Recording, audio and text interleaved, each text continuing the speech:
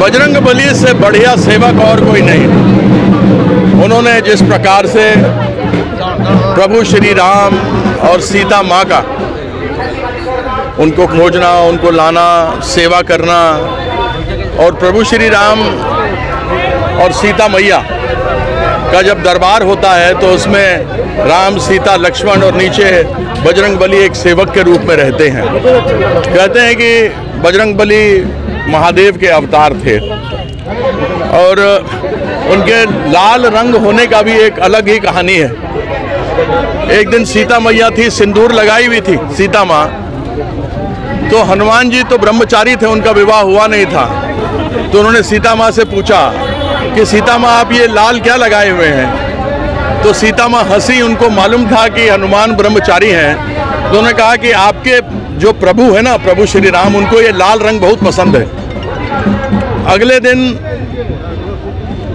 सभा में जब राजा राम, सीता माँ, भरत, शत्रुघ्न सब बैठे थे, हनुमान जी पूरा शरीर को लाल करके वहाँ आ गए। तो सीता माँ जानती थी क्या कारण है, तो पूछा गया कि लाल क्यों? तो अब क्या कहते हनुमान जी? तो सीता माँ ने धीरे से भगवान राम को बोला कि मैंने बताया था कि सिंदूर लाल रंग आपको पसंद है, तो ये आपके ऐसे सेवक हैं कि अपना पूरा शरीर ही लाल करके चले आए।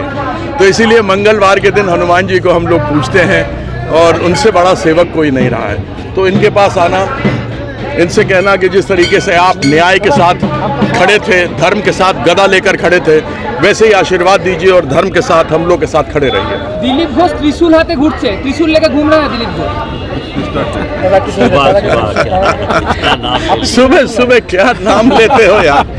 प्रभु का नाम लेना चाहिए सुबह सुबह, और आप किसका नाम लेते हो? देखो, सबसे पहली बात है कि दिलीप घोष जी से पूछो, वो अपने आप को हिंदू धर्म के मानते हैं, मेरे साथ बैठ जाएं, शास्त्रार्थ कर लें। ये 35वीं बार उनको मेरी चुनौती है, वो या उनका बीजेपी वाला या कोई भी आरएसएस वाला मेरे साथ बैठे, हिंदू और सनातन धर्म के बारे में बात करें, वो करें। साथ में दुर्गापुर और वर्धमान जो संसदीय क्षेत्र है, उसमें जो केंद्र सरकार ने हमारे लोग जो दुर्गापुर स्टील प्लांट के हैं, जिनको हरदम कभी बिजली काट दिया जाता है, कभी भगाने का धमकी दिया जाता है, जैसे दामोदर वैली कॉरपोरेशन में है, इस तरीके से केंद्र सरकार के संयंत्र है जो बार बार जिन लोगों ने मेहनत करके अपना खून पसीना एक करके दुर्गापुर प्लांट खड़ा किया, दामोदर वैली को खड़ा किया, ऐसे पीएसयू को खड़ा किया, उन लोगों को बिना जगह दिए हुए आप रोज धमकाते हैं, कभी बिजली काटते हैं, कभी पानी काटते हैं।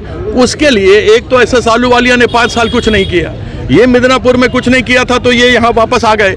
यहाँ क्यों आए हैं? इनका सिर्फ यही काम है कि कभी डंडा लेकर के कुकुर भगाओ, कभी त्रिशूल लेकर के देश को, लोगों को बहकाओ, कभी कुछ से कुछ बोलो कि बिहारी है, इसको मार के भगा देंगे, टांग तोड़ देंगे। ये भाषा बंगाल के भद्र लोगों की नहीं है। भाषा उसकी होनी चाहिए कि वर्धमान में जो NH है, नेशनल हाईवे, उसके ऊपर कितने दिनों से एक रेलवे के ऊपर ओवरब्रिज बनना है, उससे लाखों लोगों को समस्या हो रही है, उसके बारे में क्यों नहीं बोलते? उसका क्या है? वहाँ साई का एक स्टेडियम है, उसके अंदर नशेड़ी लोग जाता है, शराब जो पीता है, जुआ खेलता है, उसको क्यों नहीं ठीक किया केंद्र सरकार का? ये जो हमारे दुर्गापुर स्टील प्लांट वाले हैं, दामोदर वैली वाले हैं, जो गरीब आदमी हैं, जो यहाँ बंगाल में रह के मेहनत मजदूरी करते हैं, उनको क्यों विस्थापित करने का प्रयास किया जाता है? इन सब पर बातें करें ना, तो कभी त्रिशूल लेकर घूमता है, तो कभी डंडा लेकर घूमता है, तो कभी कहता है ये कर देंगे, वो कर देंगे। पागल हो गया है, वो पागल है। प्रेस मीट का ने दिलीप घोष का साथ के लिए 5 साल का रिपोर्ट कार्ड दिया। आप हमको बताइए, आप न्यूज़ 10 से हैं, यहाँ पर जावा न्यूज़ वाले हैं, यहाँ न्यूज़ 18 वाले हैं, यहाँ न्यूज़ प्राइम वाले हैं। आप लोग हमको बताइए, आप लोग आलूवालिया को कितनी बार देखा? आलूवालिया बोला था ना कि जिस दिन बुलडोजर चलेगा उस दिन हम सामने खड़ा होगा। 5 साल तो वो गुम रहा, सब जगह कहीं दिखाई नहीं दिया। 5 साल बाद वो आसनसोल में प्रकट हुआ है और कहता बताइए हमारा रिपोर्ट कार्ड लाए ना। वर्धमान पर क्यों नहीं बना? डीएसपी के लोगों को जमीन क्यों नहीं मिली? दामोदर वैली वालों को क्यों नहीं मिली? इन विषयों पर बात करें ना, तो कभी त्रिशूल, कभी डंडा, पागल आदमी।